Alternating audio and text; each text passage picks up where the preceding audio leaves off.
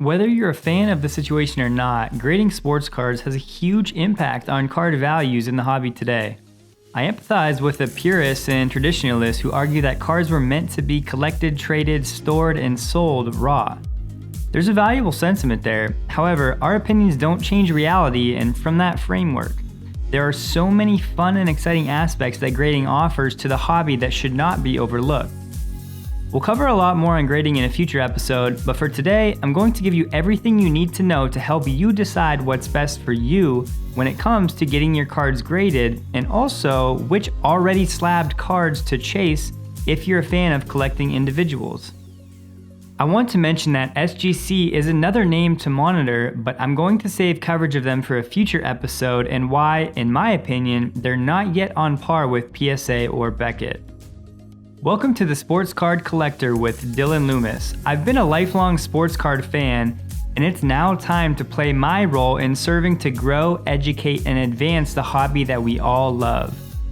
Yes, there are some incredible investment opportunities for those that know their stuff, but the joy of collecting and being a part of the community is what drives me and always will be.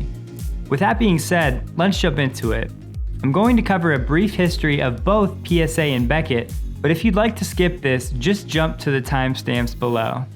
Beckett Media has been the voice in the collectibles industry since the first publication by Dr. James Beckett of the first Sports Americana baseball card price guide in 1979. This was followed by the first launch of the issue of Beckett Baseball magazine 5 years later. The company mastered the print medium, expanded the price guide to other sports and genres, introduced web commerce as a viable means of trade, and later instituted grading as an important part of their portfolio. Beckett Grading Services, or BGS, was named the best grading service 6 consecutive years by card trade readers. Beckett Vintage Grading, or BVG, was introduced in 2001 and is the only grading service committed exclusively to vintage cards. They also offer Beckett Collectors Club Grading, or BCCG, which is not viewed highly by most serious folks in the hobby, but it's intended to reach a wider audience at lower costs. The grading standards are not nearly as high as the premier services BGS and BVGS. BCCG uses a more simplified grading scale without subgrading or half points and uses thinner slabs with no inner sleeve before being placed into the holder. They also have a Beckett Grading Services Club that offers 4 different levels of membership. Beckett also offers authentication services, which started in 2016 to provide an autograph authentication. It's led by 2 of the most well-respected auto authenticators in the world, Steve Grad and Brian Sobrero. Beckett does have a registry, which can be thought of as a graded card collector's showcase to display your collection to other hobbyists all around the world. PSA is the largest third-party grading and authentication company in the world. PSA was founded in 1991 and has processed over 30 million cards and collectibles with a cumulative declared value of over $1 billion. They process about 100,000 submissions each month. PSA/DNA was founded in 1998 in response to widespread counterfeiting, forgery, and piracy of autographed collectibles. They serve to authenticate auto and memorabilia collecting to make the hobby safer and more enjoyable. It's a bit ironic as PSA and PWCC, which we'll cover in another episode, have been involved in serious scandals over the last few years in which people have alleged PSA allowed trimmed and altered cards to be graded without a qualifier, which were then sold by PWCC. Feel free to subscribe if you'd like to learn more about that. With that being said, PSA has seen their backlog and customer submissions only go up since then, as a high percentage of the hobbyists don't seem to care. I know many do, myself included, but PSA graded cards command the highest value, all else the same. Let's take a look. Beckett grades on a scale of 1 to 10 with subgrades of 0.5. PSA also grades on a 1 to 10 scale, but with half grades only offered between PSA 2 and PSA 9. They do not offer a PSA 9.5. Cards are graded based mainly on centering, corners, edges, and the surface. Typically, any modern cards graded 9 or better are going to be worth roughly book value or better. Today, it's best to determine book value by looking at sold and completed items on eBay. The days of going to a magazine for market value and card worth have ceased, as the market changes daily and cards are really ever only worth what someone is willing to pay for it. I designated that modern cards graded 9 or better will typically sell for book value or better because these cards are typically in better shape than vintage cards. This means a vintage card grading out as a 9 would carry a higher value add than a modern card grading out as a 9. It's simple. Having a vintage card in a 9 condition is much more difficult and rare than seeing a modern card freshly pulled and directly submitted for grading earn a 9. Here's a look at the value add scale. The grade in the number 1 slot will add the most value to a card. Number 2 will be second most, and so on. I stopped going down the line as grades below 9 will vary greatly depending on age and brand of card, but typically these high grades will be applicable for vintage or modern cards when it comes to the value add. Black Label BGS grades do not apply to cards older than 1980. Beckett Black Label is the holy grail of grading and are incredibly hard to get. It's when all 4 subgrades receive 10s. Next is a Beckett 10 Pristine with a gold label, meaning at least one of the subgrades receive less than a 10. This is followed by a PSA 10, a Beckett 9.5, and then the 9s and below mean roughly market value for modern cards. This may lead you to want to submit to Beckett, but we must keep in mind how truly rare a Black Label or even BGS Pristine really is. PSA 10s are much more common and realistic, if you will, to actually obtain. The value add for a PSA 10 above a BGS 9.5 is actually pretty big as well. Look at this case study I did for John Morant. I pulled completed sales transaction data from eBay for the exact same John Morant Panini Prism Silver Rookie card. As you can see, the PSA 10 sold for an average of $1,157. The exact same card, graded as a BGS 9.5, sold for an average of $491. The same card, raw or ungraded, sold for $253 on average. As you can see right now, the market demand is high for PSA 10s. Of course, there's much more to consider than the financial value add of grading. Let's mention card protection and storage. BGS is known to have the most durable slab, but it's also much thicker than PSA's. The PSA slab is sleek, but it is slightly taller than the BGS. The label at the top is often personal preference. The PSA font is bigger and more legible, which is nice, but the Beckett subgrades are beloved by many, myself included. No one wants to send a card to PSA they think will come back a 10, only to see it received a 9 with no explanation of why. This is an aspect where Beckett shines.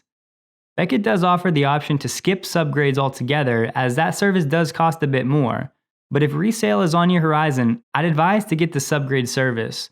Both labels have reference numbers to verify that a specific card was indeed graded by each respective company.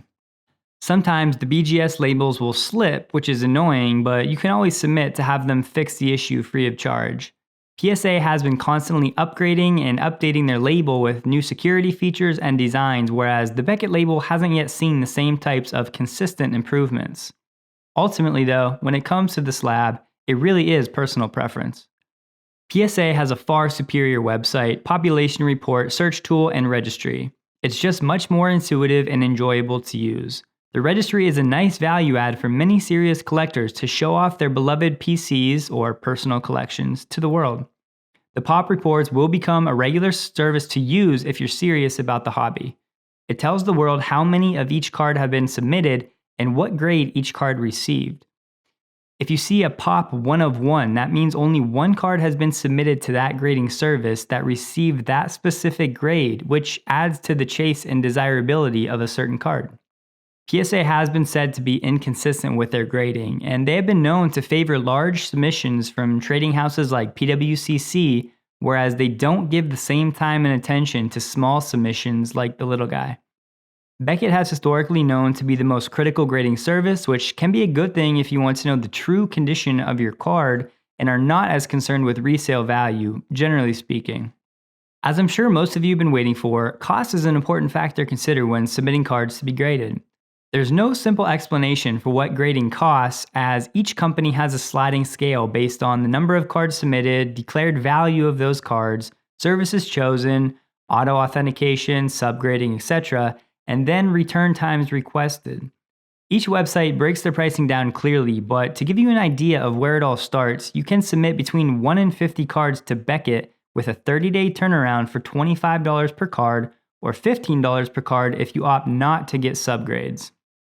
With PSA, for cards with a declared value below $499, it'll cost you $20 per card and it'll go up from there. Of course, you'll pay for shipping as well, but it'll typically cost between $10 and $100 depending on the size of your submission. If even $20 or $25 sounds high to have your cards graded, another option is to find a group to submit through. There are plenty of third-party groups or other hobbyists who take submissions from collectors, put them together, and then submit in bulk to take advantage of discount pricing and membership benefits. When it comes to turnaround time, PSA has a huge backlog. This table shows estimated turnaround times for PSA as of the beginning of April 2020, but these are business days and this counter doesn't start until PSA actually enters your submission into processing, which takes on average 1 month from the time you ship your cards. That means you'd be looking at roughly 4 months to get your cards back for a regular PSA submission. In some cases, if you're holding cards for your PC or the long term, this is no big deal. But if you're into flipping or are looking to capitalize on a certain event and expected heightened demand, this can be a deal breaker. Both companies are experiencing issues with regard to the current situation, but PSA wait times will be significantly longer than Beckett at this time. Each company offers membership options. Here's a glance at the 4 Beckett memberships, and if you'd like the details, you can easily learn more on their website. PSA also offers 3 different membership options, Gold, Platinum, and Silver, which you can learn more about on their site as well. I've linked to both below. To summarize, each company does certain things better than the other. PSA is generally a bit more affordable than BGS, but they have much longer turnaround times. Beckett offers more accurate and detailed grades, but PSA 10s command a higher premium in the resale market. Beckett has thicker cases, which some don't like, especially if you have a large collection, but you could argue PSA cases don't offer as much protection as Beckett's. PSA has been involved in scandals as of late, whereas Beckett may be more trustworthy as of today, but it hasn't had any material impact on the price of PSA cards. PSA does have a clear advantage in terms of popularity, their website, and population reports. Their registry is the best in the industry, and many of the new entrants into the hobby are seemingly going with PSA as they have a big interest in the investment side of the hobby. Some cards are better being sent to PSA, while others, like modern autos or RPAs, Rookie Patch Autos, or thicker cards may be better off being sent to BGS, as their cases for thicker cards are often preferred to PSA. I can't choose which is best for you and your approach to the hobby. There are far too many variables and tastes to consider. I'd recommend trying submissions to each company and go through the entire process to see which you have a better personal experience with. For me, right now, I do prefer the look and feel of the PSA slabs, and I have to consider the premium PSA 10s command in the market. I do hope that Beckett continues to innovate, and I'm really pulling for SGC to become more mainstream, as they have excellent slabs and a great business reputation. I hope you learned something new. Feel free to subscribe if you love this hobby as much as I do. I'd love to interact and eventually meet many of you at events like the National and others. Enjoy the rest of your day. I'll see you in the next episode.